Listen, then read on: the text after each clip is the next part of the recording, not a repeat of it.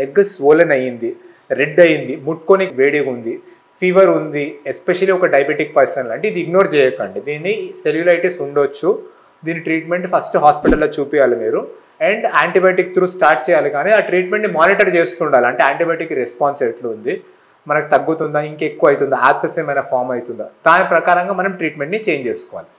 ఇంకేమైనా కూడా ప్రాబ్లం అయిందా అంటే ఇన్ఫెక్షన్ ఇంకా డీప్ లెన్కి వెళ్ళిందా, జాయింట్స్ ఏమైనా ఇన్ఫెక్షన్ అయిందా, మజిల్ యాబ్సెస్ ఫామ్ అయిందా, ఇవన్నీ మనకి ట్రీట్ చేసే డాక్టరే through there experience or through other investigations like ultrasound కానీ ఇవన్నిటి ద్వారానే చెప్పగలుగుతారు.